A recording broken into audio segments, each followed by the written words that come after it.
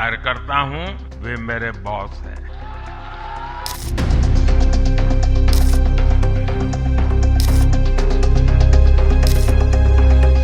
दिल्ली में खिंची एक लकीर और हिल गया पूरा उत्तर प्रदेश। मोदी शाह की राजनीति ने यूपी की सत्ता को ऐसे मोड़ पर लाकर खड़ा किया है जहां मुख्यमंत्री योगी आदित्यनाथ अब सिर्फ विपक्ष से नहीं बल्कि अपनी ही पार्टी के भीतर घिरे नजर आ रहे हैं। नए राष्ट्रीय अध्यक्ष नितिन नबीन की ताजा पोसी मंच से प्रधानमंत्री नरेंद्र मोदी का बॉस वाला बयान, संगठन बनाम सरकार की खुली लड़ाई, ब्राह्मण विधायकों की मीटिंग और माघ मेले में साधु संतों का आंदोलन, ये सब मिलकर संकेत दे रहे हैं कि 2027 से पहले ही यूपी की राजनीति में बड़ा भूचाल तय है। सवाल बस एक है, क्या योगी आदित्यनाथ को साइड लाइन करने की स्क्रिप्ट दिल्ली में लिखी जा चुकी है? नितिन नबीन के राष्ट्रीय अध्यक्ष बनने के बाद से ही यह बहस और तेज हो गई है कि क्या मोदी शाह ने संगठन को सरकार से ऊपर रखने का अंतिम संदेश दे दिया है। प्रधानमंत्री नरेंद्र मोदी का मंच से यह कहना, मैं प्रधानमंत्री जरूर हूं लेकिन मेरे बॉस अब नितिन नबीन हैं, को केवल मजाक या शिष्टाचार मानना राजनीतिक रूप से बड़ी भूल होगी। यूपी की राजनीति इसे सीधे सीधे इन संकेतों के तौर पर देख रही है कि अब सरकार संगठन के नीचे चलेगी। या वही लाइन है जो लंबे समय से अमित शाह और संगठन दोहराते आए हैं, संगठन से बड़ी सरकार नहीं हो सकती, उस पर अब खुद प्रधानमंत्री की मोहर लग गई है। इसी बीच सोशल मीडिया पर एक वीडियो इस वक्त जमकर वायरल हो रहा है जिसमें प्रधानमंत्री मोदी के स्वागत में सभी मुख्यमंत्री नेता हाथ जोड़कर खड़े हुए दिखाई दे रहे हैं, लेकिन मुख्यमंत्री योगी आदित्यनाथ बिना हाथ जोड़े सीधे खड़े नजर आते हैं, जिसको लेकर भी खूब बयानबाजी हो रही है। राजनीतिक गलियारों में इसे यूं पढ़ा जा रहा है कि योगी न झुकते हैं, न दबते हैं और न डरते हैं, लेकिन यही अलग स्टैंड अब उनके लिए परेशानी भी बनता दिख रहा है। यूपी में पहले से ही पंकज चौधरी और योगी आदित्यनाथ के बीच तनातनी की खबरें चलती रही हैं। अब दिल्ली के संकेतों के बाद चर्चा है कि प्रदेश अध्यक्ष मतलब सत्ता का असली केंद्र बिंदु। कुल मिलाकर केशव मौर्य की बातें सच साबित होती हुई नजर आ रही है। संगठन सरकार से बड़ी होती है, यानी आने वाले दिनों में पंकज चौधरी योगी सरकार के बॉस की भूमिका में नजर आ सकते हैं।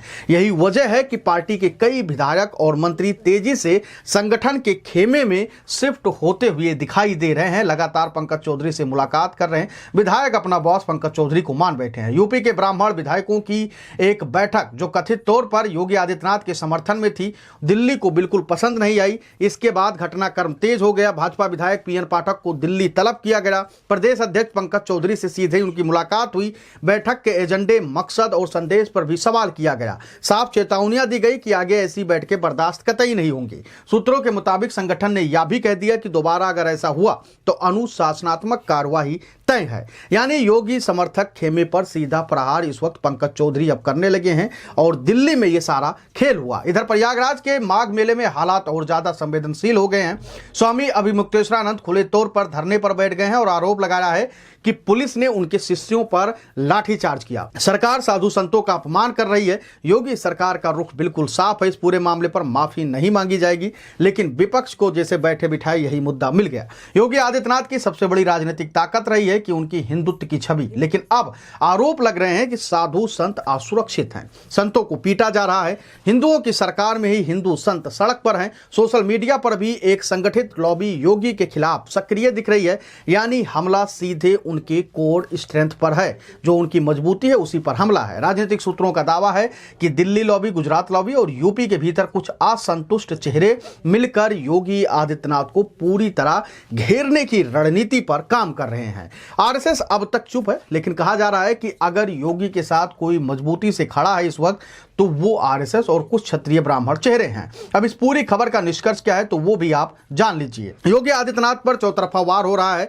योगी आदित्यनाथ को गिराने की पूरी तैयारी है या उन्हें सीमित करने की, यह भी बड़ा सवाल है। या अभी साफ नहीं है, लेकिन इतना तय है कि दिल्ली से संकेत मिल चुका है, संगठन एक्टिव मोड में है। योगी की छवि पर चौतरफा वार शुरू हो चुका है। जैसे जैसे 2027 नजदीक आएगा, यूपी की राजनीति में और बड़े खुलासे और तीखे टकराव देखने को मिलेंगे। यह सिर्फ शुरुआत है, असली खेल अभी बाकी है, क्योंकि जैसे जैसे 27 चुनाव और करीब आएगा और सियासत तेज होगी। नितिन नवीन की ताजापोशी थी दिल्ली में, वहां पर ये सारी घटनाएं हुई। और उसके बाद पीएन पाठक को जिस प्रकार से दिल्ली ने तलब किया और कहा कि आपने किस मकसद से ब्राह्मण विधायकों के साथ बैठक की थी। बैठक तो इसलिए हुई थी क्योंकि पहले ही जो विधायक उसमें शामिल थे उन्होंने कबूल कर लिया था और कहा था कि योगी सरकार को और मजबूत करने के इरादे से हम लोग ये बैठक किए थे। और यही बात शायद दिल्ली को नागवार गुजरी और उन्होंने तुरंत जो नेतृत्व किए थे पीएन पाठक, जिन्होंने ब्राह्मण बैठक बुलाई थी, उनको दिल्ली बुलाया गया है, उनसे बातचीत हुई है लंबी और उनको सख्त हिदायत भी दी गई है। लेकिन दोनों तरफ से वार लगातार योगी आदित्यनाथ पर हो रहे हैं।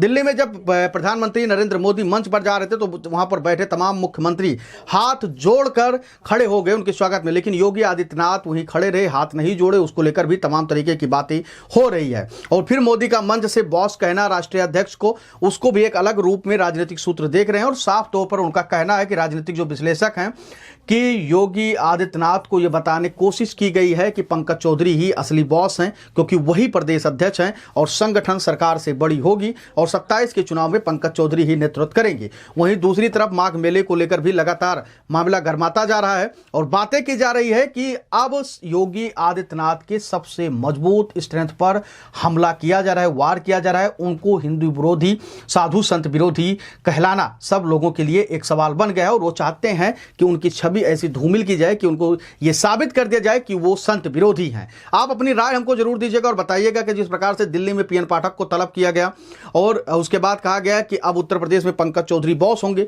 और उसके बाद अभी मुक्तेश्वरानंद के मामले को लेकर आप क्या कुछ कहेंगे, आप अपनी राय हमको जरूर दीजिएगा। और यह भी बताइएगा कि योगी आदित्यनाथ भारतीय जनता पार्टी के कितने मजबूत नेता हैं और योगी आदित्यनाथ कितने महत्वपूर्ण नेता हैं। आप अपनी राय हमको जरूर दीजिएगा क्योंकि आपकी राय हमारे लिए बेहद महत्वपूर्ण होती है। धन्यवाद।